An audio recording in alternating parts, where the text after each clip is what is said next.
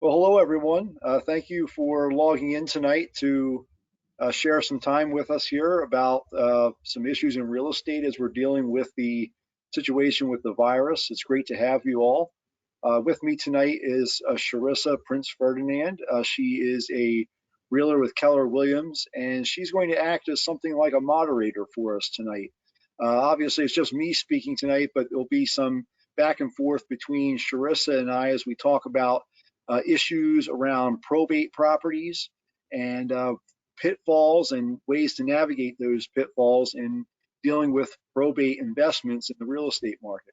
So, Sharissa, why don't you introduce yourself tonight? Hi, so thank you so much for coming, guys, with everything that's going on. It's awesome that you have some time to invest in your own knowledge. I am a real estate agent. I'm a real estate professional here in Philadelphia. Started in New York City, but now happily a Philadelphia resident. I specialize in getting homes sold as quickly as possible. And really my tagline is really that I maximize your assets and time by being relentlessly proactive about your assets and your time and pursuing what's best for my clients and those around me. And I've in my pursuits thus far met with Mike. Mike, why don't you tell us a little bit about how you function in the real estate world? Sure. So, very simply, my business is real estate disputes. As a real estate attorney to property owners, I help my clients resolve disputes and avoid costly mistakes. And basically, what that means is that I'm a litigator. If there's any dispute that involves a property, I help my clients resolve it through the court system. Sometimes that means filing a lawsuit, sometimes it's defending a lawsuit, but I advocate for my clients so that they can clear the issues that come up with properties so that they can use the property how they want. If we haven't met, my office is at Broad and Locust in Center City, Philly, and I'm happy to answer any questions you have tonight about probate properties and ways that we can help you as investors or people who help investors in the real estate market. Awesome. So for the agenda tonight, we're really going to be talking about probate properties, why they're important, what probate means, and how you can take advantage of probate properties without getting into a lot of the problems that come along with them. So the attraction for most of investors with probate properties is that you can find them at very low prices. And what's great about that is that obviously as an investor, you want to find things at as low a price as possible so that you can reap as much on the other end. However, these properties, because they're often vacant or, they have back taxes or there are issues clouding ownership with a lot of these issues, with these properties rather, it's difficult to acquire them without seeing what potential issues there are in the future. So my hope was to provide value by working with Mike to talk about how you can acquire these properties and avoid these problems, these pitfalls. So Mike, why don't you take it away? Sure. So that's a great question. And I'm sure some of our attendees might have some questions tonight. So what the plan is tonight is if you have a question at any time, feel free to ask the question in the sidebar here. There's a thing where you can enter something in the chat or a question if you have a question about something we're talking about. And then about every 5 minutes or so, I'm going to open it up to live questions. So right now everyone's muted except Sharissa and I, but I'll open it up to everyone so that there can be a little bit of back and forth between us as we go through the content tonight. It won't be long tonight. We'll take about 30 minutes or so, depending on how many questions there are. But I thought that's a good time just needed to get through the content that we have tonight that will help you as an investor or someone helping an investor. So let's start with this. So whenever you're dealing with probate or investment properties in the off-market deals, most of these properties that are residential properties are properties that were owned by someone else and that person passed away. So we'll refer to grandma throughout the night, and it could be anybody, but let's say that grandma was 85 years old. She was loved and cared for. She passed away, and she had a property or two in her name that she wanted to pass along after her passing away. Now, hopefully, you have an estate plan, even if it's just a basic estate plan. A basic estate plan is a will, a power of attorney, so on and so forth. It talks about what you want to have happen with your properties when you pass away. If you don't have one, you still have an estate plan. And that's estate plan is what the state of Pennsylvania says where all of your property is going to be going to and in what amounts when you pass away. We're not going to talk about estate planning tonight, but just know that if you don't take advantage of time during your life to have a will, the state is going to say who gets what, and it can result in a lot of disputes between the heirs. But so that's important to do that. But either way, after you pass away, your property has to pass through something called probate.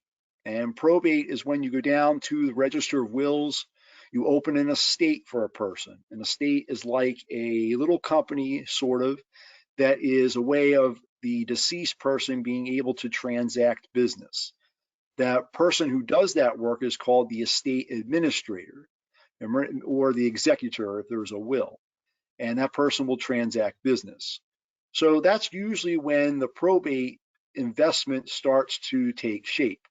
There's investors who focus on the probate market where they reach out to people who have been appointed as administrator, or they reach out to heirs who have not been appointed yet, and they look for deals on these off markets, because the idea is that if you can talk to the administrator before it's put on MLS, or if you can talk to an heir before an administrator is even appointed, you're way ahead of the curve in terms of being able to acquire a property before it gets really On priced the in open on what the market. market is. Yeah. So that's sort of the backdrop of what we're talking about when we say probate properties. So then when you're dealing with probate properties, obviously the advantage of that is cost. You can find a property at a discount. If it's 30% less than what would normally be on the MLS, well, there's a lot of things you could do. You could wholesale it to someone. You could hold it. You could renovate it and then flip it and sell it. Or maybe it's in a condition that it's habitable right now as it is, and you can start to rent it out with minimal improvements. So there's a lot of attraction to the probate market because, we can also call it inheritance property market, because of the opportunities that are there. But of course, the reason why we have this discussion tonight is because probate properties come with a ton of risks. And if you don't know what those pitfalls are, and you leave it up to hope that what you're buying is something that you think you're buying, you could find that you're in a world of hurt and lost a lot of time and money. Exactly. And that's why it's so important to me as an agent to be able to identify these problems ahead of time, because most of my job is getting you through the contract period with minimal loss and at a pace that allows you to avoid any greater risk as you're moving through the process. So it's so important for me as an agent to be able to identify these problems ahead of time. And that's why it's so important for me to work with people like you who are facing these problems and are able to identify them ahead of time, saving my clients money and time, Well, that's really. certainly the goal. And, I make a living out of resolving disputes involving real estate, but hopefully, as someone who is potentially investing in real estate or makes a living on transactions actually going through, hopefully you can avoid those pitfalls. Let me give you an example of one pitfall. Like, people sometimes ask me, well, what are some of the pitfalls? What are some of the major things that can come up in probate? And Exactly. one of those issues is something called adverse possession. If you've not heard that term, it's basically squatter's rights. Someone who has resided in a property for a certain period of time can eventually claim legal title if they meet the legal requirements by filing a lawsuit. And I've presented on just this topic. I have done whole presentations on just this topic, and you can spend a whole hour talking about it. So we won't go into depth about it. But I get this question usually every time. Well, isn't adverse possession one of those kind of cases where you hear about it and it's a theory, but it doesn't actually come up all that often? I mean, after all, who would actually live in a property for 21 years uncontested and then be able to claim title to the whole property? Well, actually was scheduled to go to trial on an adverse possession claim this month. It was, of course, postponed, unfortunately, due to the virus, but soon we're going to complete the trial. And there is about $300,000 in equity that's at stake in this property. There's some family members are feuding over title to property, and it all stems from the one issue about one of the family members living in the property for more than 21 years, and they've brought a claim of adverse possession against the other heirs to the property. There's a lot of different ways that adverse possession can come up. It's not always family members. It's not always squatters who break into a property. There's different ways that that claim could be used. But the key point is that if you don't know what the rights are of the people who are in these properties, don't assume that you can get them out. You got to find out how they got in there. You have to find out what the laws are regarding how they can be removed and how long does it take. So the first thing you should do if you're sourcing out one of these properties is start asking a lot of questions about the person who's in the property, because that can affect whether or not you're going to get clear title when you go to buy the property. Or maybe you do get clear title and you still are locked in a lawsuit involving someone who's bringing a claim to the property. They feel they have rights to be in the property by adverse possession, and now you have a lawsuit on your hands, even if you are protected by title insurance. I mean, how does that affect, and I'm sure people are wondering, and we'll be opening it up for questions in just a minute, but how does that affect buyers of properties like this, or sellers even of properties like this? How can they protect themselves from, adverse possession ahead of time, and even buyers as well? I mean, you can start with one or either. It's up to you. Yeah, you definitely want to, from the standpoint of a buyer, you want to make a lot of inquiries about how the person got in there. How are they related? Are they a tenant? Have they been paying rent? Or they just been living there for some period of time? Because the laws in Philadelphia and a lot of other places are not particularly friendly to people who own properties and then try to remove somebody who's been there for a long period of time. I'm not saying it's impossible to remove them. I'm just saying that it's going to take you a lot longer than you think on average to remove an occupant from a property than what you might anticipate. And it varies widely. It can be anything from 6 weeks to a year or more, depending on the circumstances of the particular person. But definitely do your homework with that. And sort of this question such as who, what, when, where, why, and how. Like ask every question you can think of about why they're in there.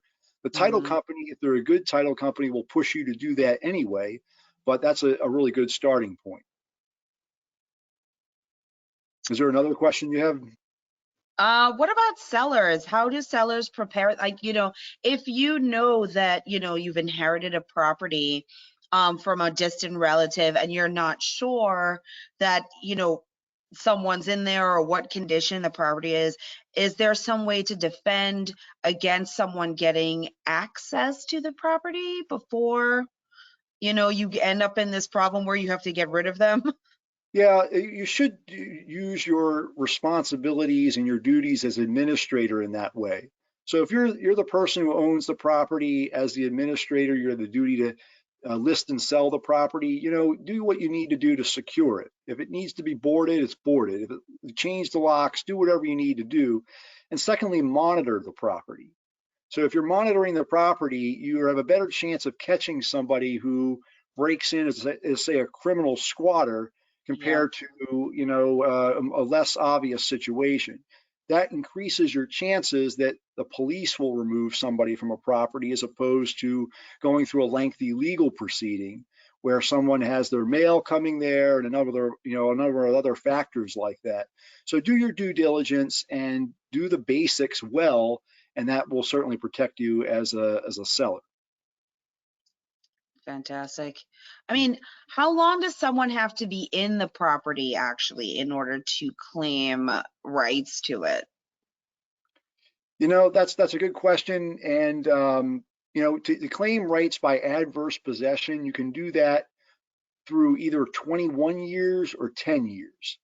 And because the reason is because there's two different laws in Pennsylvania. Under the 21-year rule, you can claim title by adverse possession by filing a lawsuit. Under the 10-year rule, there's a 1-year waiting period. It accomplishes the same thing, but what happens is under the 10-year rule, you file a lawsuit. It's served on the opposing owner or whoever that person is, such as like an estate administrator, and that person has 1 year to file an action and ejectment against you. So the 10-year rule is not quite as effective if you're hoping to win your case, but it's Gotcha. 11 years less than a 21-year rule. Fair. Gotcha. I mean, should we open it up? Does anyone else have questions that they would like to hop in, or should we just keep moving? Let's do the questions. Everyone's muted, but right now I'm going to unmute it. So if you're doing Okay. something you don't want to have broadcast on our stream, that would be a good time to mute it. And once I unmute it here, if you have any questions, just let Sharissa know and we'll address it for you.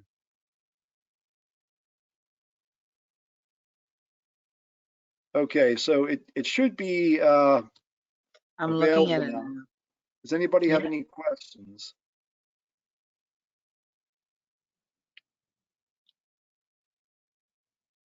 nothing so far. Hopefully it's working. Also, if you have some questions, feel free to drop them in the chat as well. Actually, Mm-hmm. there's a question right here. Someone has dropped a question, and I'm trying to. I don't This see is it. looks like Joe O'Donnell, I think. It says, Mike, with recent issues, Baltimore has delayed and made public that no one will get evicted in the next 2 months. Yeah, that's definitely true, and it's also true in Philadelphia right now. In fact, in Philadelphia, the court system has been, by the Supreme Court order, been closed until April the 3rd. So what that means is that you can't even file an eviction or any other kind of case until April 3rd.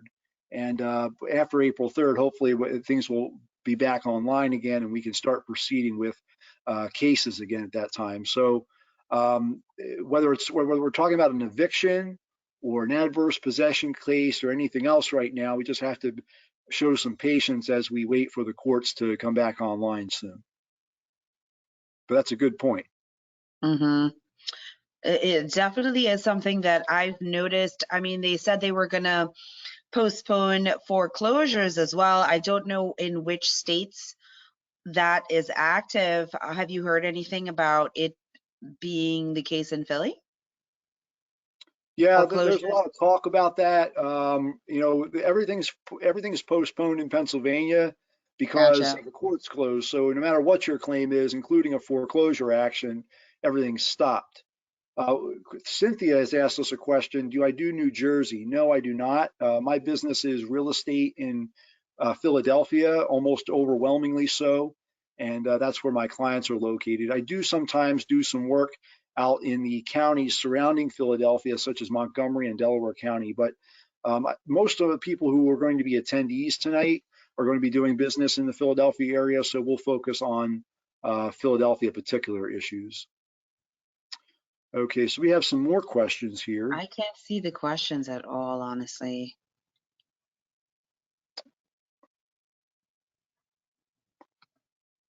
So a good question here about adverse possession. It says, what are some examples of items to demonstrate against adverse possession? So really good question. Adverse possession is a law that says that somebody who has lived in a property for 21 years and meets all the requirements of the law can claim adverse possession. It's that other requirements that are important. So it's not just that you lived in the property for 21 years. You have to have met other requirements like your occupancy was hostile to the other occupants. So that would naturally exclude a tenant. A tenant's been in the property for 30 years, but they're paying rent to you the whole time. Obviously, that's not hostile. There's an agreement between the two of you. Similarly, maybe you gave permission to somebody to live in a property. As long as you can demonstrate that they had permission to be there, you can certainly make a clear case in court that, look, the person's in there with permission, and they're not entitled to adverse possession.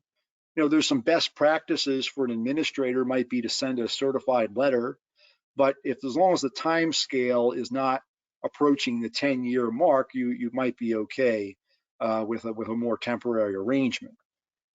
The other issue might be related to that. As an estate administrator, you might be concerned about if you're going to sell the property, how long will it take to remove somebody who has been given permission to move into the property?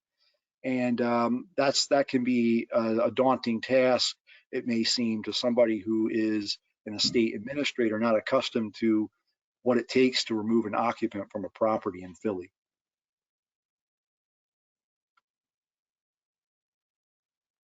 How are we doing? Oh, is that all the questions? I'm sorry, I think can't that's all see the them. questions. Yeah, that's the questions Okay. for now. Great. But let's move on to the next section. Do you have any other questions for us about responsibilities for administrators and pitfalls for investors who are interested in acquiring properties? Yeah, absolutely. I mean, what specific things should investors be looking out for when it comes to purchasing properties that are in probate? Well, in addition to occupancy questions, there's always title issues. And Yeah. title issues come up in many, many different forms, and they sort of all these different issues intermingle among themselves. So title issues can come up from sheriff sales. They can come up from stolen title cases. They can come up through adverse possession. That is a one type of title problem. It can come up in the form of liens and other things on the property. And a lot of Mm-hmm. times when people are dealing with probate properties, you are dealing with properties that you might be interested in taking as is. And that's the way that a lot of probate deals get done. Seller Yep. doesn't want to hassle, buyer wants to make a quick sale. Reason why the buyer wants to do it quickly is because he's willing to take risk. He or she is willing to take risk because if he delays in making the purchase, well, maybe this will get put on the market or other investors will find out about it. There's a temptation then to make a quick purchase, say, I'll take the property as is, and not worry about any warranties from the seller. And great, that helps you get the property quickly. It helps you get it at a discount, but you have to become proficient in recognizing and spotting title problems if you're going to be dealing with these properties. One obvious way of doing that is to have a simple title search done. It's a simple thing that I get business from because people do not take the time to pay the $250 to have the title search done. It can help a lot. It can protect you because the title company is going to want to do a thorough search, because if they decide that they are going to be making a insurance coverage for this property, they want to be protected. So naturally you are protected in their search. It doesn't cover everything, but it can help you a lot. So I would recommend a title search for everybody who is involved in probate properties. And let me give you an example of a situation where somebody did not get a title search. There was an off-market deal, and somebody acquired a property that, under the idea that the mortgage on the property that was outstanding was about $50,000. So they bought it as is, and they did not have a title search done. And rather than waiting to complete all the things that they should do in terms of due diligence, they paid the seller cash. Then they started doing renovations. Then they started paying down the mortgage. And only after that did they discover that the mortgage was not $50,000. The balance was $135,000. Obviously protected They were not protected by title insurance, and their calculations based upon what they think that the property's profit projections were totally sideways after they discovered that, and it basically tanked the Mhm. whole deal. So make sure you get a title search done, and make sure you ask questions and learn to spot different title issues. I mean, that's definitely a valid point. I mean, when I'm working with people, I've definitely had people be resistant about the title search, but it definitely protects the buyer from, especially nowadays with multiple marriages happening, and things being a little harder to trace in terms of heirs and who is actually entitled to it. If you have multiple marriages and multiple children in those marriages, it can be very complicated to discover who actually has rights to property. I mean, isn't that so? Oh, absolutely. And what I'm telling you is to do your best to do your due diligence in dealing with these Mhm. properties. Nothing is 100%. For example, you might do all of your due diligence. You might buy from an estate administrator. They show you their letters of administration that they received. They show you the death certificate. And I've had cases where somebody successfully uh, used fraud and they were actually not the administrator. I've had cases where there was a good, legitimate administrator, only to find out that the administrator didn't tell the Register of Wills or anyone else that there were other heirs living out of state. And when Yeah. there's two brothers and sisters that are entitled to 1/3 shares of a property, and the administrator is trying to pocket all the money for themselves, what do the other heirs do? Well, they file a lawsuit, and they include in that lawsuit a lis pendens, which means as the new buyer to the property, you can have your property prevented from being moved on to another buyer or developing it because of the lis pendens on the property. Nothing is 100%, but if you wade through these issues carefully and through gaining knowledge over time, it can be a very profitable way of acquiring deals. Definitely. I mean, and that's the attraction.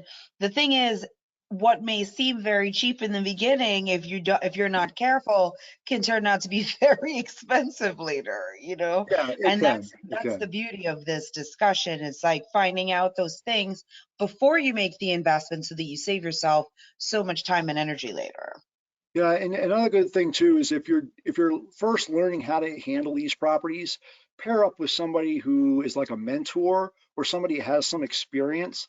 The worst mistakes come from people who find money for themselves in some way, and it's not just people who are unprofessional. It's doctors, it's people who had first time deals and they did them all on their own. Make a Hmm. team for yourself, and before you invest a lot of money that it's hard earned, it's could have been used in other ways. Before you do that, have other people helping you to get through it. Even if it makes your first deal less profitable than you want it to, it's worth it in the long term. It's worth it to prevent a loss on your first deal, and it's worth it to for your second deal and your third deal. When you pair up with other people who are experienced in these areas, they can help you be successful in this market. Absolutely. Absolutely. So, moving on to adverse possession. Let's say we have someone in the property and, they want to negotiate with you about, like buying it from you. They've already possessed it and they're trying to negotiate with you about purchasing the property themselves. What advice would you give on that in that case? Well, you got to know the value of what you're buying. That's the number Mhm. one thing. And understanding what the legal issues are that could come up and what your risk is really important. You can't compare off-market deals to deals that are on MLS because they have a different risk structure to them. So when you gain familiarity and education in this area, you can start to evaluate what is this property really worth. It's the same thing like going down to the sheriff's sale. If you've never been to the sheriff's sale in Philadelphia, it's a huge auditorium room. where there's a lot of people who sit down and they buy either tax sale properties or mortgage foreclosure properties. Yeah. And there's a market there, and people bid, and that process of bidding sets the price. And typically it's less than what you would have on MLS. And the reason why, of course, is that there's pitfalls that come with sheriff sale properties. There's rights of redemption for tax sale properties. There are issues with occupants. There's issues with the fact that there could be liens on the property that have not been extinguished by the sheriff's sale. So you need to price all of those risks into your purchase. And as you deal with other people in this market, and as you learn about what the pitfalls are, you can price appropriately. And that applies also to people who do negotiations with heirs to these properties. Yes, the heirs could put this property on MLS, but there's certain benefits to them for not doing that. And learning that market is all about how you appropriately price things that you're interested in buying. Absolutely, absolutely. Do we want to open it back up for more questions maybe on this next? I certainly do, and I'm hopeful that if anyone wants to ask a question by audio, they can. Because Yeah, there's people here, and I don't know how many of them are interested in speaking versus typing. I've set it to audio, so anybody who wants to ask a question can. If you want to type another question, I can certainly ask that as well. Somebody asked me if there'll be a rebroadcast. Yes, I'm going to put it on social media later.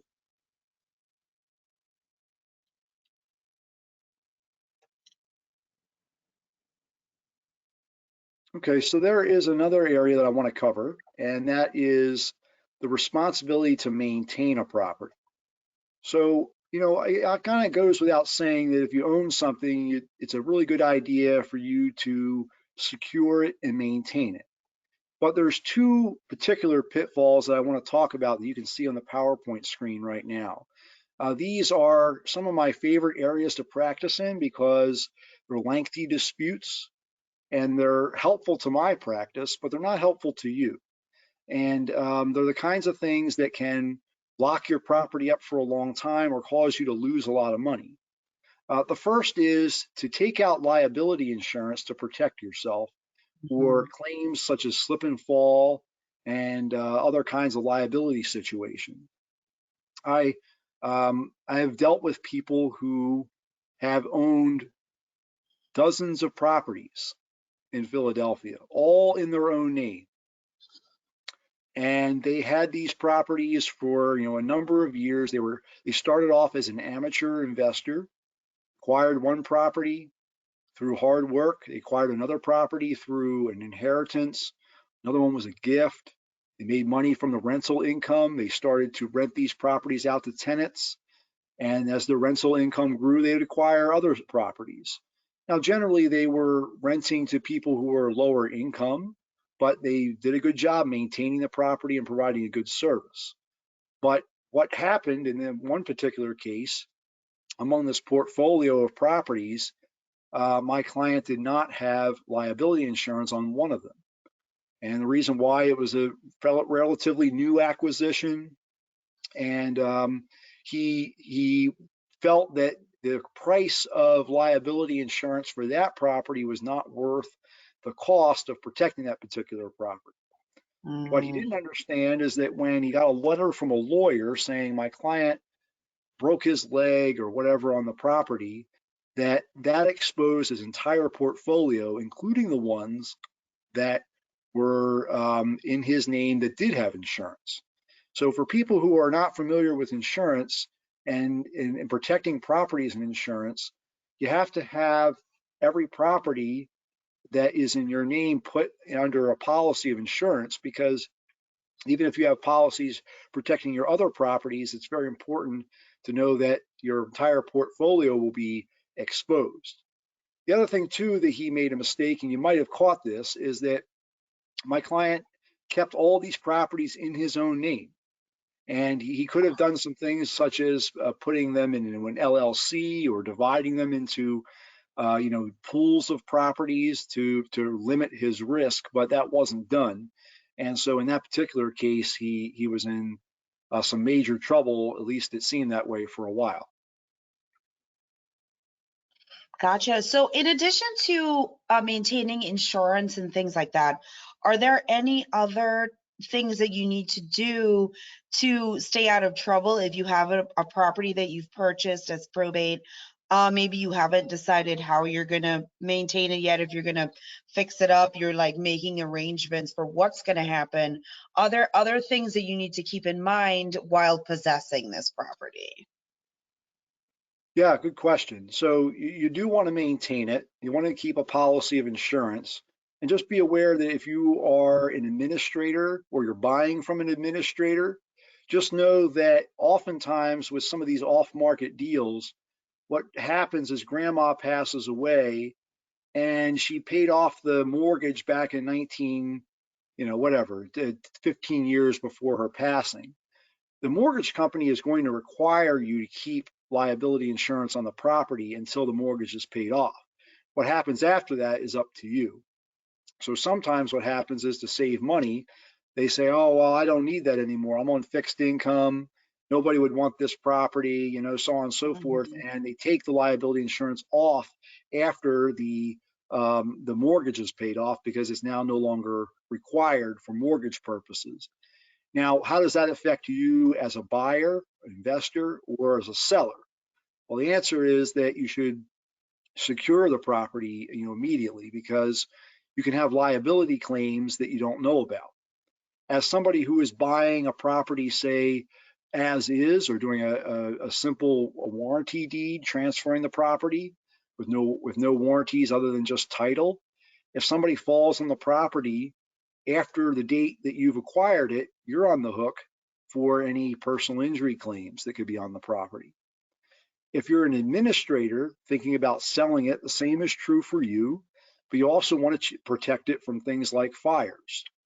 Properties burn down, and you're going to be stuck with the cost, the value of just a lot against the cost of just cleaning it out, instead of a property that could have been renovated and sold. So, do your due diligence as an administrator, follow your duties as administrator, and advise people who are you're interacting with to do the same thing, so you can protect yourself. Right. I mean, isn't it also possible for, if you're not maintaining it, for other entities to swoop in and purchase it from you without your, or like attempt to purchase it? Yes, that's possible. Someone can do what I call stolen title or deed fraud cases. This is where somebody who is, well, let's say it this way. So unfortunately, in Philadelphia, and really anywhere, but especially Philadelphia, there's people who make a living by stealing properties. And what I mean by stealing properties is that they will go around Philadelphia looking for properties that usually meet two requirements. They're owned by an LLC or a deceased person, and are vacant.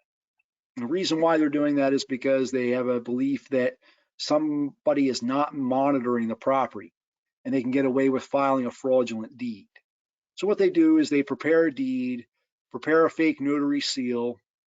They'll set up some kind of fake entity that has a mail drop as its address when they form the LLC or whatever the entity is, and then they'll record a deed. And sometimes they'll even take a step of having somebody else go into the recorder of deeds and record that deed for them, so that their name is not on the cameras that you see when you walk into the recorder of deeds. It's gotten down to somewhat of a science for some of these people. It's rampant in Philadelphia. So a way of protecting that is to, as say you're an administrator of an estate, you want to make sure that the mail is coming to you. The city of Philadelphia will send mail to wherever you want. You can make that change with the Department of Records. And here's another tip: the city of Philadelphia has recently launched a website on a portion of their website where you can register your property to get automatic alerts if a new deed has been filed. These thieves who are stealing properties are operating under the assumption that the grandmother who passed away had property notices from the city coming to the property itself, and that the heirs to those properties haven't done anything to change the address. So what happens is the city will always send out a notice saying, hey, your deed's been transferred, just wanted you to know. But if it's going to a vacant property where grandma doesn't live there and the heirs aren't monitoring the mail that comes there, you're never going to know. And at Mm, the very minimum, once that happens, you're now in a legal case, a civil legal case to untangle the title issues. And it could, and that's the good news. The bad news is a situation where you have, right, bad news is a like that's situation where the you good have a lengthy legal proceeding because an innocent purchaser then purchased the property from the person who stole the title. And you can end up in a battle to save the estate property, and it can get more complex than you think. Wow. That's yeah, that's insane. Like just thinking about how complicated that could get is actually kind of scary and costly. And I mean, even for me as an agent, if I was involved in that transaction, now we've spent time, you know, running around looking at places. We've spent time getting you pre-approved for things. We've spent time evaluating the cost of this property, Right. and analyzing all these things. And it's not really real facts that we're making decisions based on. And this is why I thought this was such an important topic for investors who are looking for off market properties. It's just, it can be very complicated and it's so much to think about once you're stepping into that arena. You're right. You're right about that. There's a lot of different ways that these pitfalls can come up. As we close out the program tonight, there's one more area that I want people to be aware of because I'm getting more and more of these calls in the last 6 months. I don't know why. I don't know if there's some push somewhere to have more of these types of cases. But if you're not familiar with Act 135, Pennsylvania, this is a Pennsylvania-wide law. It is something that is more heavily weighted to Philadelphia properties. But basically what Act 135 is that if there are properties in a state of disrepair, we'll call it blight. Act 135 is called the Abandoned Blighted Property Conservatorship Act. It allows certain qualified people like neighbors, community organizations, nearby businesses, so on and so forth, to petition the court to have a person appointed to take over conservatorship of a property. Now, there's a lot of debate about whether this is a good law or a bad law. It passed because some people are just, they're slum landlords. Well, not landlords, because it doesn't apply to people who are, it applies only to vacant properties. But people get upset when, windows are busted out. There's no one living in. Animals are going in and out. It's a blight on the community. And residents get frustrated that there's, an otherwise nice neighborhood that is being pulled down by a particular property that is affecting the properties nearby. It affects the property values and some other things as well. So there's this tool, they call it, to bring an action against that person to have somebody appointed as the conservator. And when that happens, the conservator takes over the right to operate the property. And the property owner then starts to lose a lot of rights as to what can happen with the property. That also could be a whole presentation in and of itself. But the basic idea is that if you don't maintain your property as an estate administrator, or maybe as somebody who's recently purchased a property from an estate administrator, and you don't take action after you buy it, and then after some period of time, you might get hit with a petition where somebody in your neighborhood where the property is taking over the property through a court process called an Act 135 petition. Wow, that sounds very, I mean, how long does it have to be considered abandoned or something like that for someone to take this action, to use this action? Yeah, it's about 6 months is the Oh, time wow. frame. I want to be careful because there are a number of requirements that have to be met in order to have a successful petition. So Uh, if you number one, it has to be vacant. Number two, it has to meet the qualifications for blight, which aren't all that difficult to maintain, as well as some other things. But the point being that I have represented investors who have bought properties and they have done some due diligence. They hired somebody to do repairs, but they were out of state. And what they didn't realize is that the repairs were going very slowly. And then that led to the contractor who was in charge of the project walking off the job, causing delays, hiring a new contractor. And before you know it, you're now at the 6.5 month mark. And in this particular case, they were hit with a petition right around the 6 month mark, right after that. And ultimately it settled, but it requires a lot of money to settle. It requires payment of things like attorney fees and court costs. So the thing is that you really have to be sure that if you're acquiring a property that has something that would be considered blight, that you take advantage of that, because take advantage of the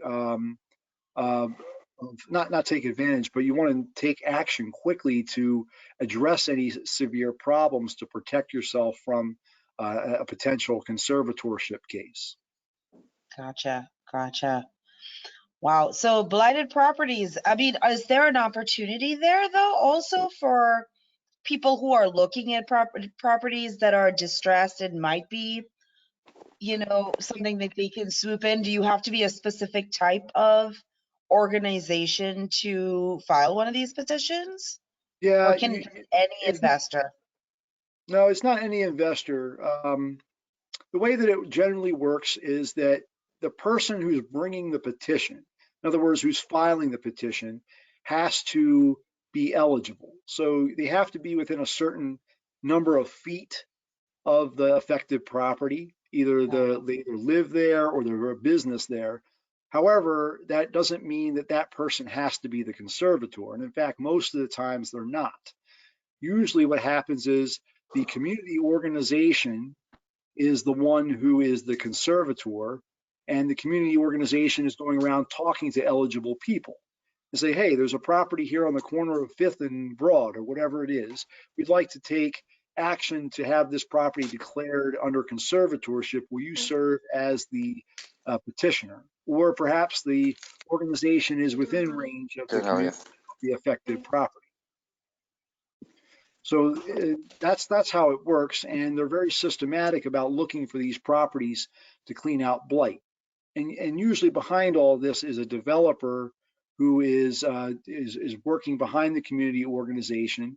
They have their ordinary investments that they do, and they also do some work through the Act 135 process for different reasons as well. Gotcha.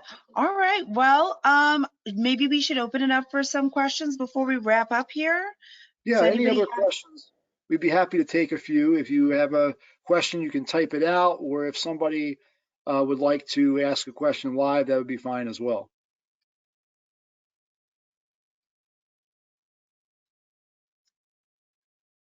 Okay, I don't see any. So let's talk a little bit about ways that people can learn a little bit more about real estate investments, particularly off-market properties and probate investments.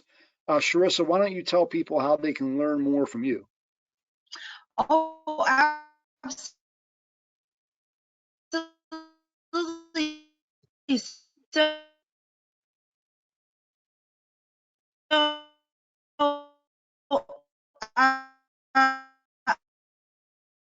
as of today, I've created a investor day, and that is how in filling that to give you more info. I find You're breaking up a little bit there, Sharissa, but keep trying. You know what? Let me do this. I will talk about how people can connect with me, and then when Sharissa gets back with us, we can talk a little bit more. So I have something called the Real Estate Resource Portal. It's on my website. All that really means is that you can put your name and your email address, and I will send out to you monthly guides and real estate resources about things that would be of interest to people who invest in real estate or people who would service people who invest in real estate. There's no spam ever. The only things I ever send out are guides and resources or notifications of upcoming educational events that you can attend. So if you would like to learn more about legal issues around real estate investments, certainly subscribe on the website, and I will be happy to send them to you. And if for any reason you have trouble subscribing, just send me an email and I'd be happy to help you. Also, if you ever want to talk to me about something that you're interested in doing, maybe you're interested in buying something at a tax sale, or you're interested in probate properties. I see many, many different kinds of problems that come up. So it's very unlikely that you're going to pitch something to me that I've never heard before. So I'd be happy just to talk to you. And if there's an issue, see if there's something I might be able to do to help.